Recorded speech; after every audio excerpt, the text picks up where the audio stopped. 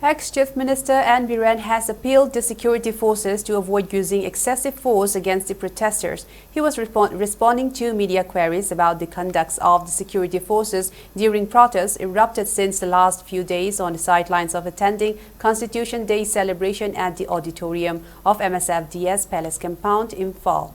Speaking further, the ex-chief minister maintained that there is no place for violence in a democratic society, while noting that dealing public with restraint in a compassionate manner is crucial. When asked about his opinion on holding the ongoing Sangay festival amidst stiff opposition from the public, Biren replied that the president's rule government is organizing the tourism festival on its own decision and the MLAs cannot do anything in this regard. He also said that one can attend or avoid the event as the citizens are living in a democratic setup.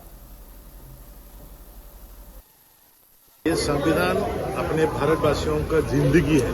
ये संविधान अपने भारतवासियों का day to day का, इसमें depend क्या है, secularism with the people, सबको मिलकर रहना, सबको एक साथ रहना, एक साथ जाना, एक साथ डेवलप करना, एक दूसरे को प्यार करना, रेस्पेक्ट करना, ये संविधान में है। There is no place for violence, might be from any angles, but as a politician, as a public leader, I will say to the police, don't do any access to the general public.